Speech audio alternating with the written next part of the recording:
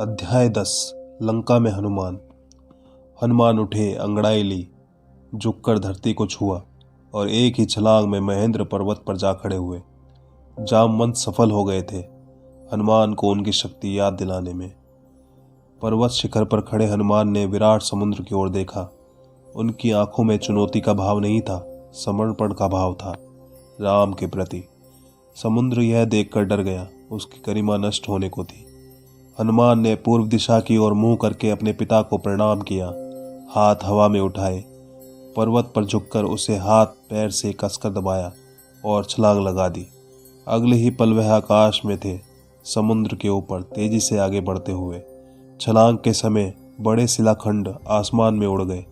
कुछ दूर हनुमान के साथ गए, जैसे परिजन किसी को विदा करने जाते हैं। हनुमान की गति अधिक थी, पत्थर पीछे छूटे और समुद्र में जा गिरे। महेंद्र पर्वत सुंदर था, वनस्पतियों और जीव जंतुओं से भरा।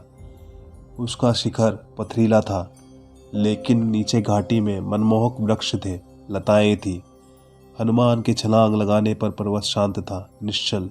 छलांग के दबाव से पर्वत दरक गया, वृक्ष कांप कर गिर गए, वन थर्रा गया, बड़ी बड़ी चट्टानें नीचे लुढ़कने लगी। वृक्ष कांप कर गिर गए, वन थर्रा गया, बड़ी बड़ी चट्टानें नीचे लुढ़कने लगी। पशु पक्षी चित्कार करते हुए भागे। कई स्थानों पर जल स्रोत फूट पड़े, कहीं धुआं उठने लगा, चट्टानें दहक उठी, लाल हो गई, आग के गोलों की तरह। हनुमान इससे बेखबर थे, वायु की गति से आगे बढ़ रहे थे। मार्ग में उन्होंने दिशा बदली, लंका जाने के लिए। उनका शरीर हिला तो बादलों की सी गड़गड़ाहट हुई। वे जहां से निकलते सब कुछ अस्थिर हो जाता। समुद्र में ऊंची लहरें उठने लगती, उनकी परछाई समुद्र में विराट नाव की तरह दिखती, बिना आवाज चलती हुई। समुद्र के अंदर एक पर्वत था, मैनाक, सुनहरा चमकता हुआ। वह जलराशि को चीरकर ऊपर उठा। मैनाक चाहता था कि हनुमान कुछ पल वहां विश्राम कर ले। थक गए होंगे, हनुमान नहीं रुके। उन्हें मैनाक की सदिच्छा बाधा लगी। राम काज में वह मैनाक से टकराते हुए निकल गए। हाथ ऊपरी हिस्से पर लगा तो पर्वत शिखर टूट गया। वह कुछ और ऊपर उठकर उड़ने लगे। हनुमान के रास्ते में कई बाधाएं आए। राक्षसी सुरसा मिली, विराट शरीर, वह हनुमान को खा जाना चाहती थी। पवन पुत्र ने उन्हें चकमा दिया, उसके मुंह में घुसकर निकल आए। आगे एक और राक्षसी टकराई, उसका नाम सिंहका था। छाया राक्षसी, उसने जल में हनुमान की परछाई पकड़ ली। वह अचानक आसमान में ठहर गए। क्रुद्ध हनुमान ने सिंहका को मार डाला। आगे बढ़े। अब गंतव्य दूर नहीं था। दूर क्षितिज पर लंका दिखाई पड़ने लगी, रावण की राजधानी, सोने की लंका। आकाश में उठते हुए कंगूरे, उसकी प्राचीर, लंका जगमगा रही थी। हनुमान समुद्र के किनारे उतर गए। अब वह लंका को और निकट से देख पा रहे थे। हनुमान को थकान रंच मात्र भी नहीं थी। इतनी लंबी यात्रा का उन पर कोई प्रभाव नहीं था। चिंता थी कि सीता को कैसे ढूंढेंगे, कैसे पहचानेंगे। लंका नगरी को ठीक से देखने के लिए हनुमान एक पहाड़ी पर चढ़ गए। दृष्टि दौड़ाई, चारों ओर वृक्ष, सुवासित उद्यान, भव्य भवन, हवा में लहराती संगीत धाराएं। वे चकित थे। राक्षस नगरी में इतनी सुंदरता, उन्होंने ऐसा नगर पहले कभी नहीं देखा था। वह उस नगर का एक एक विवरण आंखों में भर लेना चाहते थे, ताकि बाद में वह सीता की खोज में काम आए। दिन के समय लंका में प्रवेश करना उचित नहीं लगा। उन्होंने प्रतीक्षा की, समुद्र तट पर ही। शाम ढलने पर नगरी में प्रवेश किया। उनके सामने पहला प्रश्न था सीता का पता लगाना। उस विराट नगर में यह काम आसान नहीं था। वृक्षों डालियों से कूदते फांदे वे नगर के मध्य में पहुंच गए। राजमहल वहीं था। उनका अनुमान था कि सीता महल में ही होंगी। रावण ने उन्हें छिपा कर रखा होगा किसी कोने में। महल में पहरेदार थे, अस्त्र शस्त्र लिए हुए। सबकी आंख बचाकर वह चुपचाप अंदर आ गए। राजमहल विराट था, वैभवपूर्ण। वे बचते बचाते महल में घूमने लगे, भटकते रहे। रात का समय था, अधिकतर राक्षस सो रहे थे। उन्होंने निकट जाकर एक एक चेहरा देखा। सीता जैसी कोई स्त्री उन्हें दिखाई नहीं पड़ी। वे रावण के कक्ष में गए। वहां रावण था, उसकी रानी मंदोदरी थी, सीता नहीं थी। न जाने सीता को कहाँ छिपा कर रखा है। सोचते हुए हनुमान अंतःपुर से निकल आए। एक एक करके उन्होंने राक्षसों के सारे घर छान मारे, पशुशालाएं भी देख ली। सीता का कहीं पता न था। सीता के लंका में होने की सूचना पर उन्हें संदेह नहीं था, पर वह दुखी हो गए। सोचने लगे, रावण ने अवश्य सीता को कहीं छिपा कर रख दिया है, किसी गुप्त स्थान पर। मैं उन्हें ढूंढ निकालूंगा, उनसे मिले बिना नहीं लौटूंगा। उन्होंने तय किया। अंतःपुर के बाहर हनुमान ने रावण का रथ देखा, स्वर्ण रथ, रत्नों से सजा हुआ। वे चकित रह गए। तभी उनका ध्यान अंतःपुर में लगी वाटिका की ओर गया। वहां अशोक के ऊंचे ऊंचे वृक्ष थे, आकाश छूने को आतुर। यही अशोक वाटिका थी। दीवार लांघकर वे वहां पहुंचे। लंका में यही एक स्थान बचा था जो उन्होंने नहीं देखा था। उन्हें लगा सीता वाटिका में नहीं हो सकती। रावण उन्हें इतनी खुली जगह में क्यों रखेगा। हनुमान में निराशा घर करती जा रही थी। वह एक वृक्ष पर चढ़कर बैठ गए। दिन चढ़ाया था, ऐसे में नीचे उतरना उचित नहीं लगा। पेड़ घना था, वे इसके पत्तों में छिप गए। उन्हें वहां से सब कुछ दिखता था, लेकिन उन्हें कोई नहीं देख सकता था। रात हो आई। अचानक वाटिका के एक कोने में उन्हें अट्टहास सुनाई दिया। वे राक्षसियां थीं। हनुमान उधर ही देखने लगे। एक वृक्ष के नीचे राक्षसियों का झुंड था। वे किसी बात पर ठहाके लगा रही थी। हनुमान को लगा कि वे सीता पर हंस रही हैं। वे पेड़ से चिपककर नीचे की डाली पर आए। ध्यान से देखा, राक्षसियों के बीच एक स्त्री बैठी है। चेहरा मुरझाया हुआ, उदास, दयनीय, दुर्बल, शोकग्रस्त। यही माँ सीता है, उन्होंने मन में सोचा। उन्हें अब कोई संदेह नहीं था। राक्षसियां वहीं थी, हट नहीं रही थी। हनुमान उतावले थे, पर नीचे उतरने में डर था, स्वयं के लिए, सीता के लिए भी। तभी उन्होंने रावण को आते देखा, राष्ट्रीय ठाट बाट के साथ, दासियों सहित। हनुमान सीता से भेंट किए बिना लौटना नहीं चाहते थे।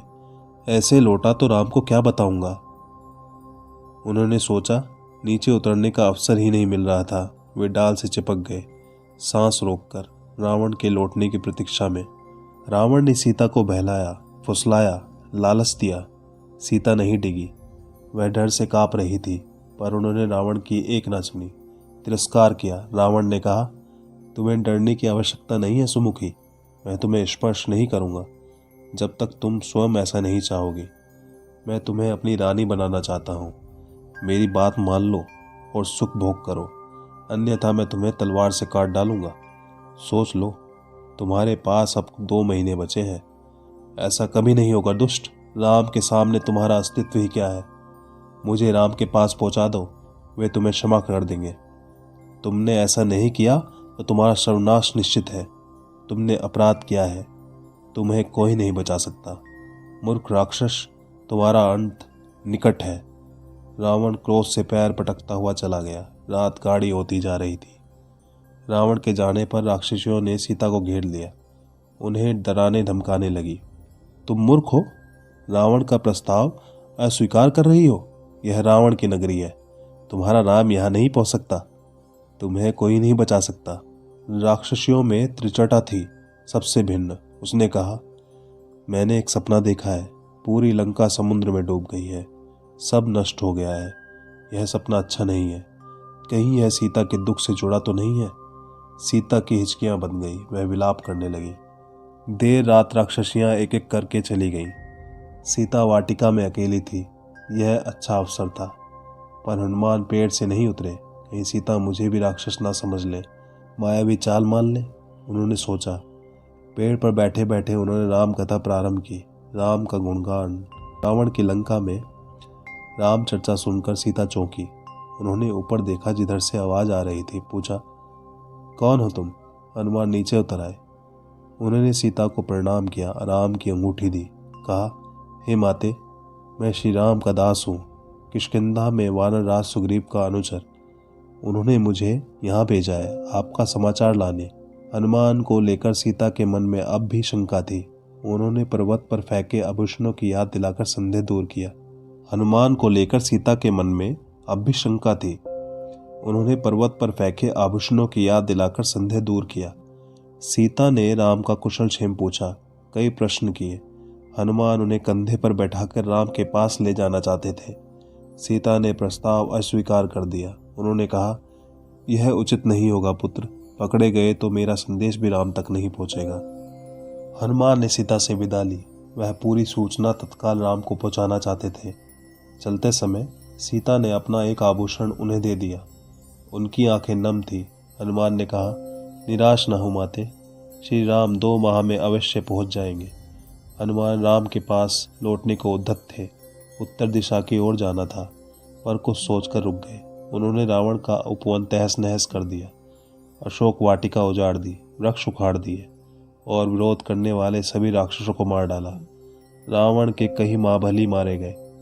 हनुमान से लड़ते हुए रावण का पुत्र अक्षय कुमार भी प्राण गंवा बैठा। राक्षस भागे भागे राजमहल गए। रावण को इसकी सूचना दी।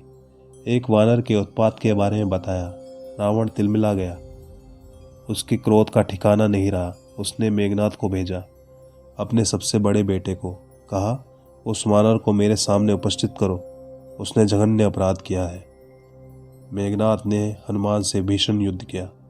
वह इंद्रजीत था, एक बार इंद्र को परास्त कर चुका था। उसने अंततः हनुमान को बांध लिया। राक्षस उन्हें खींचते हुए रावण के दरबार में ले आए। शक्तिशाली रावण सिंहासन पर बैठा था। उसके सेनापति ने पूछा, कौन हो तुम? किसने तुम्हें यहाँ भेजा है? हनुमान के मन में भय नहीं था। मैं श्री राम का दास हूँ, मेरा नाम हनुमान है। आप श्री राम की पत्नी सीता को हड़ लाए हैं। मैं इन्हीं की खोज में आया था। उनसे मैं मिल चुका हूँ। आपके दर्शन करना चाहता था, इसलिए उत्पात करना पड़ा। इसमें मेरा कोई अपराध नहीं है। दंड के भागी तो राक्षस हैं। उन्होंने मुझे रोकने का प्रयास किया। क्रोध में रावण हनुमान को मारने उठा। छोटे भाई विभीषण ने उसे रोक दिया। कहा, आप नीतिवान हैं राजन। नीति के अनुसार दूत का वध अनुचित है। आप उसे कोई दूसरा दंड दे दें। हनुमान ने रावण को पुनः प्रणाम किया। मेरा एक निवेदन है, आप सीता को सम्मान सहित लौटा दें। इसी में आपका कुशल है। धनुर्धर राम से आप युद्ध नहीं जीत सकते। रावण ने हनुमान की पूंछ में आग लगा देने की आज्ञा दी। राक्षसों ने आग लगा दी। जलती हुई पूंछ के साथ उन्हें नगर में घुमाया। राक्षस शिटोली कर रहे थे। इसी बीच हनुमान ने बंधन तोड़ दिए। एक भवन पर चढ़कर उसमें आग लगा दी। एक से दूसरी अटारी पर कूदते हुए उन्होंने सभी भवन जला दिए। हाहाकार मच गया। लंका जल रही थी। राक्षस विलाप करने लगे। अचानक हनुमान को सीता की चिंता हुई। वे अशोक वाटिका की ओर भागे। डर था कि कहीं आग उन तक न पहुंच गई हो। सीता सकुशल थी, पेड़ के नीचे बैठी हुई, आग से अप्रभावित। हनुमान ने उन्हें प्रणाम किया, आशीर्वाद मांगा और उत्तर दिशा की ओर चल पड़े, राम के पास। दूसरे तट पर सभी हनुमान की प्रतीक्षा कर रहे थे। अंगद, जामवंत, अन्य वानर।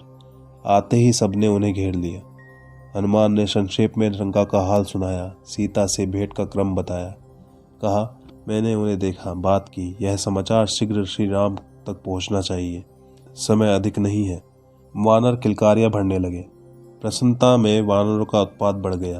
उन्होंने मार्ग में कई वन उजाड़े, फल खाए और फेंके, दौड़ते चले और किष्किंधा पहुंच गए राम के पास। वानरों को साथ लेकर सुग्रीव वहां पहुंचे।